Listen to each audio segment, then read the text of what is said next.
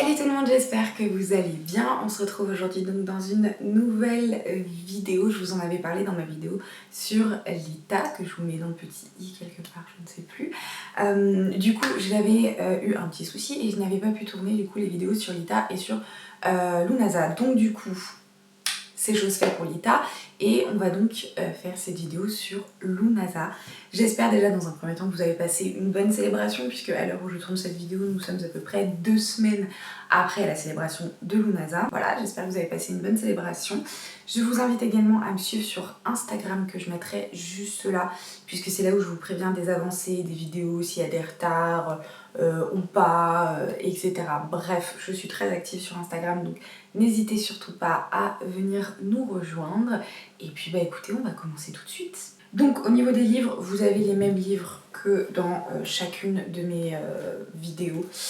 Vous avez donc l'Almanach païen de Sylvie Okada, vous avez la Wicca de Scott Cunningham, je fais tout tomber juste là. Puis vous avez la magie blanche, le guide de la magie blanche d'Eric Pierre Speranzio, Wicca de Harmony Nice et le nouveau calendrier païen de Claire Duclay aux éditions Danae.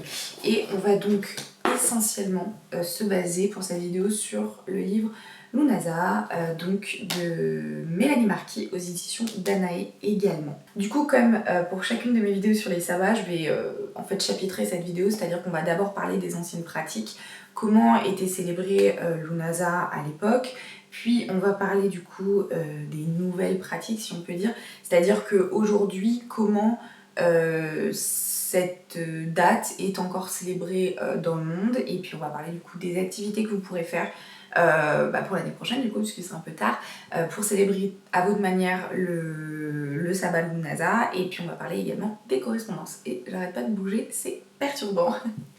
Alors déjà il faut savoir que comme beaucoup des mots celtiques, Lunasa ne se dit pas Lugnasad, donc comme ça s'écrit, mais du coup Lunasad, tout comme Samhain ne se disait pas Samhain, comme j'avais tendance à le faire d'ailleurs avant même de faire ces recherches.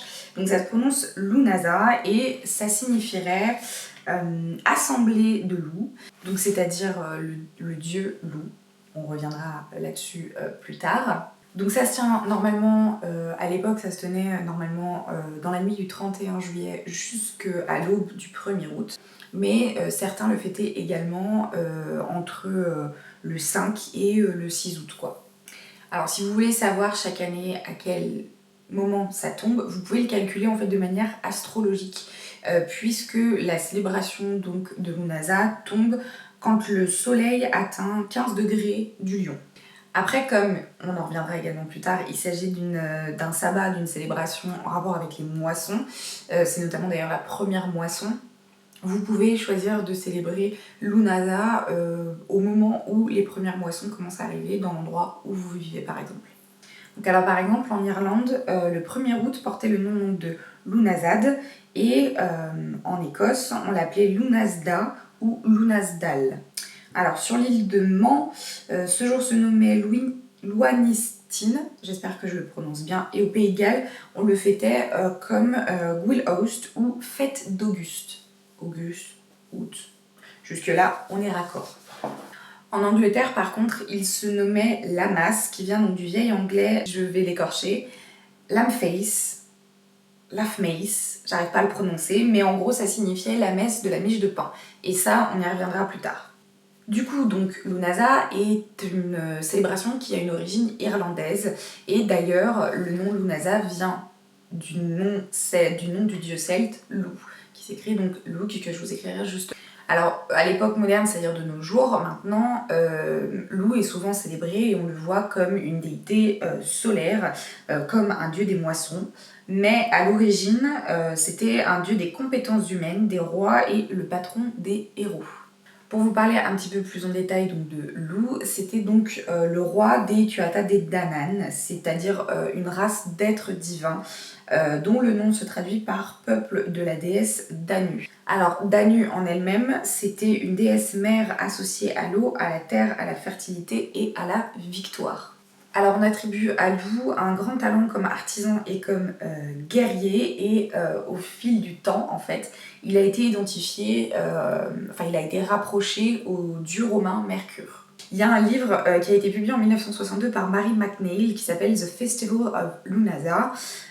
Et donc dans ce livre, Mary McNeil nous parle d'un festival qui consistait vraisemblablement à l'origine en une combinaison de cérémonies. Vous aviez plusieurs festins, vous aviez des rituels théâtraux, je crois que ça se dit, et ça se tenait en général en haut d'une colline, pardon, ou alors au bord de l'eau. C'est donc un rituel où, pendant ce rituel, au cours de ce rituel, il y avait les prémices des récoltes céréalières qui étaient donc portées en haut d'une colline et enterrées en offrande. Les prémices, ce sont donc les toutes premières récoltes céréalières du coup, et donc elles étaient enterrées en haut d'une colline. Apparemment, à cette période, à ce sabbat-là, il était courant de sacrifier un taureau. Et ils pratiquaient en fait une cérémonie qui utilisait la peau de l'animal. Ils jouaient une pièce rituelle qui relatait le triomphe de Lou sur les maladies des récoltes et sur la famine. Il y avait en fait au total à peu près 3 jours de festivités. Toujours selon McNeil et selon son livre, le festin était composé donc de myrtilles, de la chair du taureau que l'on avait donc sacrifié, des aliments fournis par la nouvelle récolte, donc notamment des céréales, et ça constituait donc un aspect très important des célébrations, cet aspect donc de festin. Alors, comme la plupart des sabbats, les connaissances sont assez limitées, puisque sur beaucoup en fait, de célébrations celtiques, il y a très peu d'écrits qui ont subsisté. Et donc c'est très souvent déjà des écrits qui sont très minces, mais aussi très souvent de l'oral. Mais apparemment, la célébration de Lughnasadh était parfois désignée comme la fête du mariage de Lou. Donc c'est une référence qui vient d'une version du XVe siècle de Tormar Emire, j'essaye de bien le prononcer, qui est donc une saga irlandaise médiévale. Le manuscrit ferait directement référence à Balansrigi de Lugh, c'est-à-dire la fête du mariage royal. Donc, alors, il ne fait pas spécifiquement mention du mariage de l'union de Lou, avec d'ailleurs qui que ce soit, mais en Irlande, en fait, vous avez une très longue tradition qui existe où il s'agit donc d'unir le roi à une divinité féminine. La royauté était souvent légitimée par un mariage avec une femme de lignée royale, puisqu'à l'époque, elles étaient souvent associées à des déesses et elles étaient même parfois considérées comme des prêtresses d'une déesse, ou alors au moins même ses incarnations. Donc en fait, la fête du mariage de Lou peut être comprise comme un symbole de couronnement, pas un mariage en lui-même, mais un couronnement. Ils ont unis à la déesse, la terre, et son règne sur cette terre est légitimé.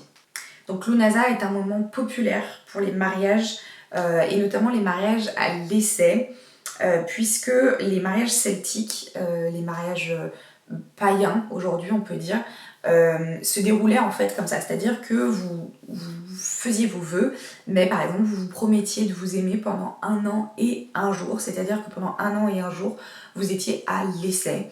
Et donc une fois cette année écoulée, une fois Lughnasadh revenu, vous faisiez un bilan de votre relation et on décidait si le mariage pouvait perdurer ou pas. À Lughnasadh, il y avait beaucoup de foires également. La plus célèbre est la foire de Tahltan, qui en fait a lieu le 1er août, et elle aurait été créée selon une origine un peu macabre, si on peut dire, puisque au-delà des mariages, Lughnasadh est aussi souvent référencé à des jeux funéraires, les jeux funéraires de Lou, qui auraient lieu en l'honneur de sa mère adoptive, donc Tailtiu. Alors Tailtiu, c'était la mère, c'était l'épouse du dernier roi des Firbolg, et quand les Firbolg ont été vaincus, elle se remaria avec l'un des membres de la nouvelle classe dirigeante, donc des Tuatha Dé Danann.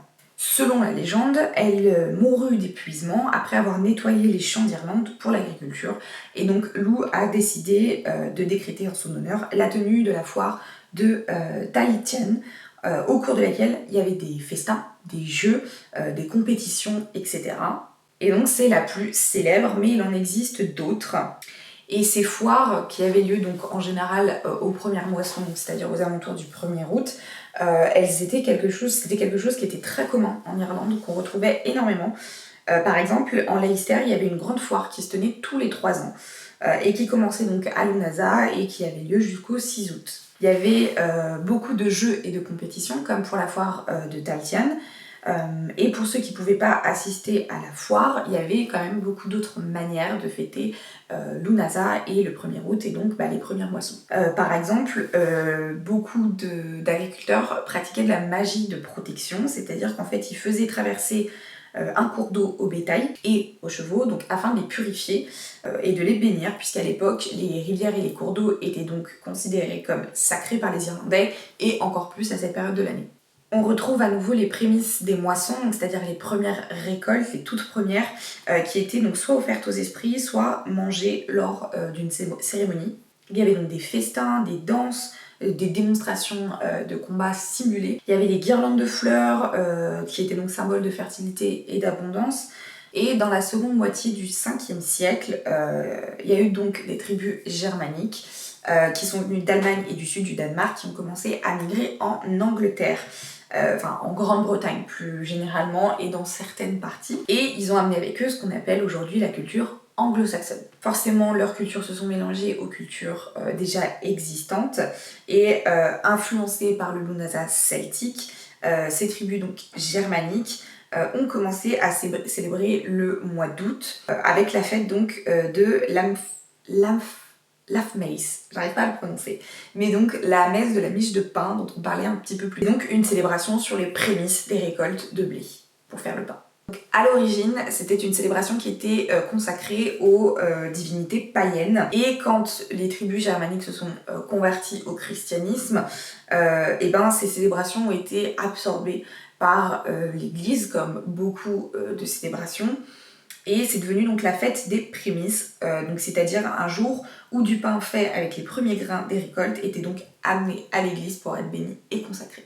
Donc une des coutumes traditionnelles du Lammas anglo-saxon, c'était de faire cuire une miche de pain sanctifiée sur le dessus de laquelle on traçait un signe de croix. La miche de pain était donc ensuite coupée en 4 morceaux et qu'on éparpillait aux 4 coins de la grange. Et en fait, ça devait servir à inviter des bénédictions et à assurer la protection magique. Et quant à l'inverse, les coutumes en fait, anglo-saxonnes ont influencé les coutumes celtiques. Les coutumes de Lammas se sont mélangées en fait, avec les coutumes beaucoup plus anciennes des foires par exemple. Et du coup, elles ont carrément été remplacées et aujourd'hui, il est difficile de distinguer les origines véritables de toutes ces pratiques, quoi. Alors par contre, il faut savoir que la tradition païenne des foires d'août a perduré. Et donc, elles étaient en général toujours basées sur un thème agricole et sur la moisson.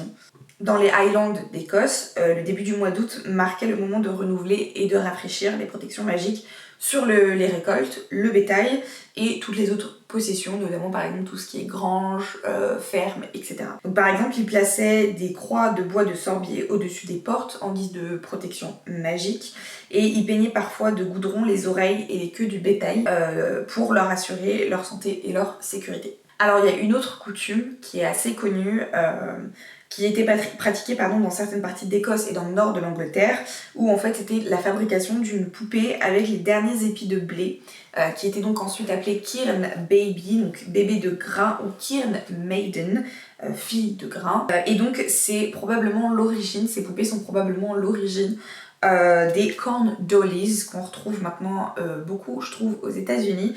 Ce sont en fait des poupées de grains, par exemple, de maïs. Elles ont été mentionnées pour la première fois en 1598. Et d'ailleurs, parfois, la personne qui coupait les derniers épis de blé, notamment par exemple pour faire ces Kirn Dollies, le faisait les yeux bandés. Et une fois la poupée fabriquée, elle était conservée comme un charme qui apparemment donnait chance aux gens, aux biens et au bétail. Au Pays de Galles, je le mentionnais un petit peu plus tôt, on célébrait du coup Will Host et il y avait donc des pique-niques au sommet des collines, il y avait des foires aussi à nouveau communales et il y avait aussi beaucoup de coutumes en rapport avec les festivités celtiques. Par exemple, il était de coutume de consacrer le premier épi de blé moissonné et on le consacrait donc au dieu loup. Puis on l'enterrait au sommet d'une colline, comme je l'avais mentionné un tout petit peu avant. Les gens festoyaient, donc faisaient la fête, ils dînaient, puis ils revenaient à l'endroit où ils avaient enterré l'épi de blé et ils faisaient une sorte de reconstitution dramatique du triomphe de loup sur la famine. Alors aux États-Unis, la tribu Hopi avait tendance, eux, à marquer le mois d'août par des danses, des cérémonies, des rituels, et notamment par exemple la danse de Marwa, qui est aussi appelée la danse de l'eau de lune ou danse de la lune de croissance. Elle était donc accomplie chaque mois d'août dans l'espoir d'assurer la fertilité humaine, un temps clément et une récolte abondante. Les peuples indigènes du sud-est des États-Unis, notamment par exemple les tribus Cherokee, Creek, Choctaw et Chickasaw, qui célébraient cette période de l'année avec une cérémonie connue comme le festival du maïs vert. Alors les dates variaient, mais en général elles étaient calculées en fait en fonction de la maturité des premiers épis de maïs.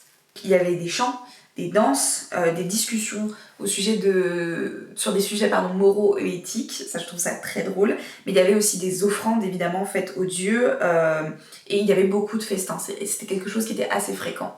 En Afrique, et notamment en Afrique de l'Ouest, il y avait beaucoup de festivals qui étaient importants pour marquer en fait le début du mois d'août. Et là-bas, on récoltait donc l'igname. Par exemple, au Nigeria, il y a le festival du Nouvel Igname, qui est un événement annuel qui dure 2 jours. Et là, vous retrouvez des chants, des danses, des percussions, il y a carrément une parade. Et le tout, en fait, a une tonalité en fait, assez spirituelle. On remercie donc les divinités, les esprits de la terre, du ciel, pour les bienfaits de la récolte de l'igname, enfin d'igname. Et enfin, les ignames sont récoltés et bénis. Ensuite, il y a à nouveau un festin où on déguste en fait les ignames qui sont fraîchement récoltés. Alors au Ghana, le peuple Ga célèbre eux le festival Omobo en août. Donc Omobo peut se traduire par ululer de faim, voilà. Et du coup, ils préparent une nourriture rituelle très spéciale avec également des offrandes aux ancêtres. À nouveau des danses, des percussions et il y a un partage de nourriture. Alors en Russie, le 1er août, ils célèbrent le jour du sauveur du miel ou sauveur humide. Et ce jour-là, donc, ils récoltent du miel et ils bénissent les sources d'eau. Pour les Romains de l'Antiquité, par contre, le 1er août, c'était une fête qui était en l'honneur donc, de César Auguste, qui avait donc fondé l'Empire romain. Et ils organisaient donc des cérémonies en l'honneur de la consécration des temples de Victoria Virgo, qui était donc la déesse de la victoire. Quand Rome est devenue chrétienne, ces célébrations, elles sont forcément christianisées, et le 1er août a été donc transformé en le jour où on honorait Saint Pierre, l'un des 12 apôtres de Jésus. Dans la culture juive, on n'a pas forcément de traces de célébration vraiment particulière, mais par contre on sait que les prémices des récoltes étaient également sacrées. Donc dans la légende Wiccan, c'est le moment où le dieu perd progressivement de ses forces, donc il fait de moins en moins jour et les nuits s'allongent.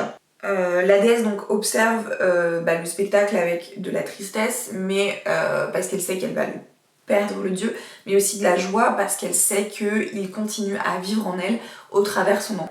Donc je vous parlais un petit peu plus tôt de Taichu, qui est donc la mère adoptive, si on peut dire, de Lou. Et j'ai donc une petite histoire à vous raconter donc sur Taichu et notamment sur son décès. Il y a longtemps en Irlande, quand les Tuatha Dé Danann furent vainqueurs des faux morts grâce à Lou, les hommes demandèrent des terres pour y faire pousser leur nourriture. Lou, qui était en partie Dana et en partie faux mort, fut adoptée par Taichu, épouse du dernier roi Firbolg, et au Caid Mac Air, je vais y arriver, aimé de tous car il était réputé pour avoir su apporter la justice et la prospérité à son peuple. Mais l'ampleur du travail pour préparer des terres propres à l'agriculture était immense puisqu'à cette époque, l'Irlande n'était que de forêts épaisses. Une fois la forteresse de Tara, la capitale, achevée, Taichu reçut de son mari la forêt de Breg pour les Tuatha Dé Danann. Certains disent qu'elle la défricha elle-même afin que les hommes puissent labourer et semer dès la saison suivante pour toute la tribu. Elle travailla tant et si bien que grâce à elle, la forêt se transforma en une vaste plaine cultivable entièrement recouverte de trèfles. Mais la tâche avait été si rude qu'elle en mourut d'épuisement. Avant de mourir, elle demanda à son fils adoptif Loup, comme remerciement, que les hommes se souviennent de son sacrifice dans la joie et l'honneur. Loup organisa donc tous les ans, à la fin des récoltes des céréales, une grande fête qui honore les esprits de la terre d'Irlande afin d'assurer la prospérité. À cette fête, jeux et tournois, foires et marchés, et bien sûr un grand festin où tous sont invités, pauvres et riches, paysans et nobles, car le roi se doit d'honorer la générosité de la terre en étant généreux lui-même avec les plus déshérités. La joie et l'honnêteté sont de rigueur, car tant que l'assemblée sera sans reproche, sans ruse, sans injure et sans honte, il y aura blé et lait dans chaque maison, étant agréable pour la fête. Pour vous parler un petit peu plus étymologiquement du mois d'août, je trouvais que c'était une anecdote qui était assez sympathique. En fait, le mois d'août a été nommé en l'honneur de l'empereur Auguste, qui était donc le successeur de Jules César. Et je sais pas si vous le savez, mais le mois d'août a 31 jours, tout comme le mois de juillet. Et en fait, ils ont décidé de faire un mois de 31 jours parce qu'ils ne voulaient pas en fait que le mois donc de Jules César, le mois de juillet, ait plus de jours que le mois d'Auguste, le mois d'août, et donc que ça puisse lui faire de l'ombre. On va donc maintenant parler des nouvelles pratiques, comment du coup est célébrer un petit peu ces premières moissons un peu autour du monde. Du coup, comment les païens d'aujourd'hui célèbrent Lunasa. Vous avez par exemple les reconstitutionnistes celtiques, donc qui font leurs croyances sur les rituels et les cérémonies anciennement donc celtes. Eux, ils ont tendance à accueillir des baies sauvages à la Lunasa, avec notamment des repas avec la famille, les amis, les voisins, donc un peu de tout le monde quoi. Et donc du coup, vous avez ces baies qui sont un peu partout dans les plats, c'est-à-dire en entrée, plat, dessert, etc. Il y a aussi beaucoup d'offrandes cérémonielles. Les Wiccans ont également tendance à effectuer des rituels et des festins. On considère souvent que cette fête est le moment de remercier pour les bienfaits reçus et célébrer ses propres talents et ses efforts en hommage en fait à nos efforts qu'on a fournis pour les récoltes. Vous avez aussi donc pas mal d'activités, notamment les jeux, la pâtisserie, le bricolage, la récolte évidemment, et des réunions en famille et entre amis.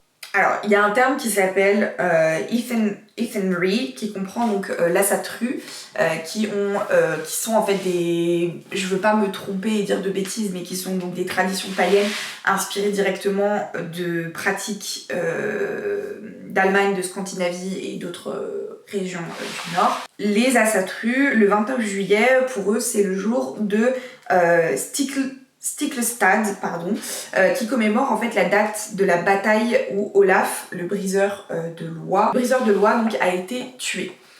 Olaf est responsable d'avoir mutilé, opprimé et tué de nombreux Norvégiens qui refusaient de se convertir au christianisme. On est très très loin du Olaf de la Reine des Neiges. Et c'est donc pour ça que de nombreuses personnes pratiquant la satrue, je ne sais pas si ça se dit comme ça, honorent donc le jour de Stiklestad en l'honneur donc de la bravoure des martyrs et des guerriers qui ont combattu et qui sont morts plutôt que de se soumettre en fait à Olaf.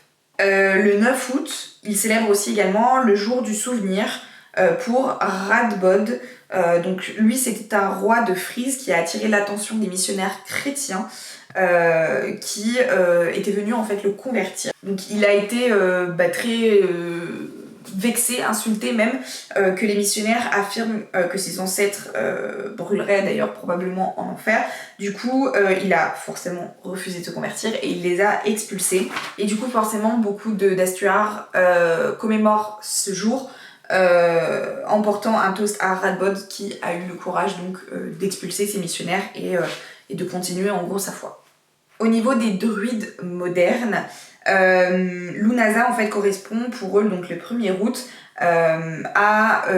donc c'est le mi-chemin en fait entre le solstice d'été et l'équinoxe d'automne, je vais y arriver. Et pour eux c'est donc la fête du mariage du dieu celtique Loup, et c'est donc l'occasion d'honorer le mariage symbolique de Loup à la terre. C'est donc également forcément les premières moissons pour eux. Ils font donc pas mal d'offrandes dans l'espoir de protéger les récoltes et d'assurer une moisson abondante. Du pain béni, il y a de la bière aussi. Dans la sorcellerie traditionnelle, on se retrouve en fait dans une situation, on peut dire, où on choisit entre célébrer le Lunasa celtique ou le Lammas anglo-saxon. Mais dans l'ensemble, ça reste du coup des chants, des danses, des offrandes et des repas de fête. Chez les néo-païens, en revanche, ils mixent Lunasa et Lammas, bien que ce soit normalement deux fêtes bien distinctes. Et du coup, ils combinent des éléments de ces deux traditions. Ils remercient donc, il y a donc souvent des remerciements pour la récolte et des lamentations pour la mort symbolique du roi du grain ou d'un autre esprit de la végétation. On y festoie beaucoup. De nombreux néo-païens voient le sabbat de Lunasa comme un moment de réflexion, d'action de grâce, de gratitude. De nos jours, il y a encore beaucoup de festivals et de foires qui subsistent. Vous avez par exemple notamment Liwa Lama Fest qui se tient chaque année au début du mois d'août dans la région de Coralville Dam dans l'Iowa aux États-Unis. Les païens s'y rassemblent pour par exemple faire du camping, fêter la moisson. En Irlande, on retrouve donc le Tullamore Show qui se tient donc chaque année au début du mois d'août. C'est le plus grand festival d'Irlande et le principal rassemblement agricole de l'année. Vous avez en fait un espace de 100 hectares, ce qui est énorme. Il attire donc plus de 60 000 visiteurs. Et la toute première foire donc, de Tullamore s'est quand même tenue en 1840. En Irlande, toujours, vous avez le festival de Lunasa de Craignacohegan qui en fait propose des expositions, des spectacles sur l'histoire et sur donc l'héritage culturel de l'Irlande. Toujours en Irlande, vous avez le festival de Timoleague, je ne sais pas comment ça se prononce, donc c'est une fête des moissons qui est tenue donc chaque année pendant 10 jours donc à Timoleague dans le West Cork. Vous avez des courses à pied, des courses de cochons, de la musique, des concours de déguisement, des spectacles de comédie et plein d'autres divertissements. Donc cette fois-ci en Angleterre, on est donc à Eastbourne dans l'East Sussex. Vous avez donc le festival de Lammas d'Eastbourne qui est donc un festival gratuit pour toute la famille où vous retrouvez musique, danse et divertissement qui a lieu donc dans un parc en bord de mer. C'est organisé depuis 2001. Donc voilà, aujourd'hui de nos jours, vous avez encore tout un tas de foires qui existent et je pense que c'est quelque chose qui a continué de subsister. C'est vraiment la seule chose qui nous reste aujourd'hui de l'héritage de Lunasa. Je trouve ça quand même assez cool parce que ça veut dire qu'on se rapproche quand même assez facilement de la terre et qu'on continue quand même de célébrer les moissons. Au niveau des activités que vous pouvez faire, vous en avez pas mal. Sans forcément parler d'un aspect spirituel, rien qu'aller boire une bière sur la terrasse d'un café avec des amis, ça fait partie d'une célébration que vous pouvez faire pour Lunasa puisque la bière est faite à partir de houblons qui sont notamment des céréales et donc ce sont des céréales qu'on commence à récolter à cette période de l'année. D'ailleurs si vous avez la possibilité de créer votre propre bière, je pense que ça peut être justement une très très bonne action rituelle à effectuer, ça peut être même de base vachement cool. Vous pouvez continuer cet aspect festin et inviter par exemple votre famille ou vos amis à manger un gros festin chez vous. Ça c'est mon rêve, c'est de pouvoir en fait justement recevoir plein de monde pour un gros festin. Forcément, le pain est quelque chose d'assez important, donc ne pas hésiter à accompagner ces festins d'un bon pain que vous pouvez même probablement créer vous-même aussi. Vous pouvez en faire une action assez intéressante, je trouve, à faire par exemple avec votre famille, avec vos enfants. Comme évidemment les foires, les fêtes, les festivals sont un domaine qui a été assez important avant, les chants, les danses. Si vous en avez qui tiennent autour de chez vous, ça peut être justement une bonne idée de célébrer Lammas, Lunasa plutôt, de cette manière-là. La récolte aussi évidemment, donc si vous avez la chance d'avoir un jardin, récolter ce que vous pouvez au niveau des fruits et des légumes sur cette période de l'année-là. Se marier puisque Lunasa reste le mariage de loup, donc à la terre, mais on peut nous forcément se marier à sa moitié. Ça peut être donc une bonne période. Au niveau des opérations magiques, c'est un bon moment pour tester vos limites et faire des choses que vous n'auriez pas osé pratiquer d'ordinaire. Forcément, passer du temps dans la nature, aller vous promener dans des champs, dans des forêts, ça je le répéterai à chaque sabbat, mais c'est extrêmement important d'avoir une connexion avec la nature. Et évidemment, si vous avez l'occasion, vous pouvez créer vos propres poupées de céréales, de grains, de blé, de maïs, comme vous souhaitez. Ça peut être une très très bonne activité, pareil, à faire en famille avec des enfants, je pense. Au niveau des sorts, évidemment, tout ce qui est abondance pour vous, pour votre santé, mais aussi par exemple pour l'aspect travail, votre carrière, etc. et évidemment puiser l'énergie du soleil pour eh bien, faire vos sorts, puisque c'est là où il est encore assez puissant pour le faire. C'est la dernière fois où vous pourrez le faire, puisqu'ensuite on arrivera donc dans l'automne et ce sera plus compliqué. C'est aussi une très bonne période de l'année pour créer des outils magiques. À l'ITA, par exemple, vous pouviez créer votre baguette. Et bien à Lunaza, vous pouvez tout à fait créer votre propre balai. Au niveau des correspondances, au niveau des dieux, vous en avez beaucoup, hein, comme à chaque fois. Vous avez par exemple, vous avez donc évidemment Lu, qui est le dieu le plus important pour cette célébration. Mais vous pouvez également décider de célébrer Taichu, donc la mère adoptive de Lu. Vous avez toujours au niveau des déesses Isis, Déméter. Vous avez également Hécate, Diane, Danu, forcément. Artémis. Au niveau des dieux, vous avez donc Lu, comme je l'ai dit. Vous avez Thor, Loki, Apollon, Ragboz, que on a donc vu. Au niveau des couleurs, vous avez le jaune, le brun, le doré, le vert. Au niveau des plantes, vous avez la mûre, la myrtille, le piment de la Jamaïque, le basilic, le romarin, l'ail, le laurier, le fenouil. Au niveau des arbres, vous avez le pommier, le noisetier, le houx, le chêne. Puis vous avez au niveau des fleurs, le souci, le tournesol, évidemment, le coquelicot, la rose, l'astère, le bleuet. Au niveau des cristaux et des pierres, vous avez la citrine, topaze, cornaline, onyx, quartz. Au niveau des métaux, l'or et le bronze. Au niveau des animaux totems et créatures mythiques, le lion, forcément, puisque nous sommes dans le lion, le cerf, l'aigle, le chien. Au niveau des arcanes de tarot, vous avez la force, le soleil, le 7 de pentacle, le 10 de pentacle, le 4 de bâton, la justice et la roue de la fortune. Écoutez, je pense que on en a terminé avec cette vidéo. Je pense qu'elle sera un peu longue. J'espère toutefois qu'elle vous a plu, qu'elle vous a appris pas mal de choses. C'est toujours le but de ces vidéos. Moi, j'apprends toujours plein de trucs et du coup, c'est assez sympa. J'aime beaucoup. Voilà, j'espère vraiment que c'est un sujet qui vous a plu. On se retrouve du coup la semaine prochaine pour une nouvelle vidéo. Je sais pas encore ce que ce sera, je vous avoue. En tout cas, dans tous les cas, on se retrouve nous la semaine prochaine pour une nouvelle vidéo. Je vous fais plein de bisous, prenez bien soin de vous et n'hésitez surtout pas à aller me voir sur Instagram. En plus, en ce moment, je participe donc au challenge Foc Nazad de Swanomancy. Du coup, vous pourrez voir plein de photos tous les jours. Je publie une photo sur Instagram sur un thème particulier. Donc si vous avez envie de voir ça, check this out. Voilà, sur ce, je vous fais plein de bisous et je vous dis du coup à la semaine prochaine. Ciao, ciao.